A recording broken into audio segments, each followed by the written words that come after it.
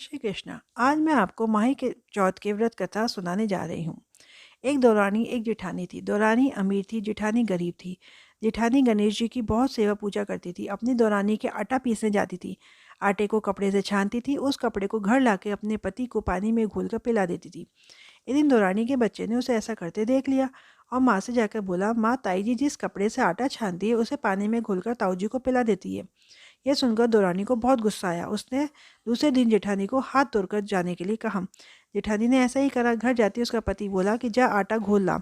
तब वो बोली कि आज तो दौरानी ने कपड़ा भी रख लिया। तब उसका पति नाराज होकर लकड़ियाँ बेचने चला गया। तो वह पति से बोली, आज चौथ है, तिल व गुड़ लेते आना। उस दिन लकड़ियाँ भी नहीं बिकी और वह खाली हाथ घर आ गया। वो बोली, गुड़ तिल लेकर आए क्या? तब उसके पति ने गुस्से में उसे पट्टे से बहुत मारा और वो चबूतरे पर जाकर सो गई। रात को चौथ विंदायक आए और बोले कि तू बाहर कैसे सो रही है? वो बोली कि मैंने अपने पति से चौथ विंदायक की कहानी सुनने के लिए तिल गुड़ मंगवाए थे। उनकी काठी बिकी नहीं और वो तिल गुड़ लाए नहीं और गुस्से में आकर मुझे बहुत मारा। तब चौथ विधायक बोले कि हम तो घर घर से तिलकुटा खाकर आए हैं, अब मैं निपटने कहाँ जाऊँ? तब वो बोली, इस झोपड़ी में निपट लो। फिर गणेश जी बोले कि पोंछू कहाँ? तो वह बोली, मेरे माथे से पोंछ लो। गणेश जी ने उससे सिर पोंछ लिया। सुबह उठकर देखा तो सारा घर जगमगा रहा था और उसका घर सिर भी जगमगा रहा था। धन बटोरने लगी। उधर दौरानी के बच्चे आए, बोले, ताई जी आपको मम्मी बुला रही है।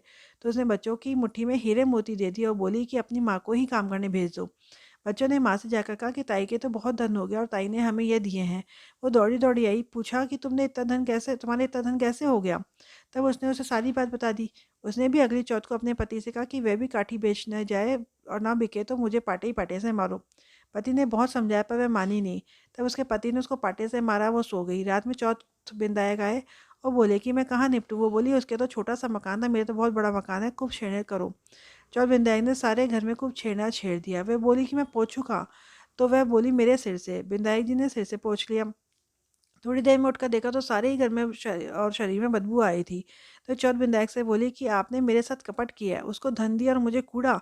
अब अपनी लीला समेटो। तो चौथ बिंदायक बोले कि तू तो धन की भूखी है और वो सत की भूखी थी। अब मैं ये सब धन तभी समेटूंगा जब तू आधा धन जेठानी को देगी। उसने जेठानी को आधा धन दे दिया। तो चौथ बिंदायक जी ने अपनी लीला समेट ली। हे चौथ बिंदायक, जैसे जेठानी के साथ किया वैसा सब कोई के साथ करना। जैसा देवरानी के साथ किया वैसा किसी के साथ मत करना। कहता ना सुनता, हुंकारा बरताना अपने सारे परिवार ने दीजो। जय चौथ माता की।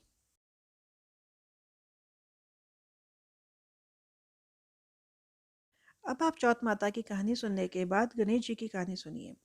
एक छोटा छोरा अपने घर से खेलने गया। रास्ते में गणेश जी मिले। गणेश जी बोले, छोरे कहाँ जा रहा है? मेरी माँ से लड़ाई हो गई है, मैं गणेश जी के पास जा रहा हूँ। तो जाते जाते जंगल में चला गया। गणेश जी ने सोचा, ये तो मेरे नाम से जा रहा है, उसे कुछ हो गया तो अपना नाम खराब हो जाएगा। गणेश जी बालक के रूप में घर गए। गणेश जी बोले, छोरा कहाँ जा रहा है? बिंदायक जी से मिलने जा रहा हूँ। गणेश जी बोले, मैं ही बिंदायक हूँ, एक मैं तो नहीं मानूँ तुम बिंदायक हो। कुछ भी मांग लो। मैं क्या मांगू? तू मांगे जो जो ही मांग ले, पर एक बार में ही मांग ले।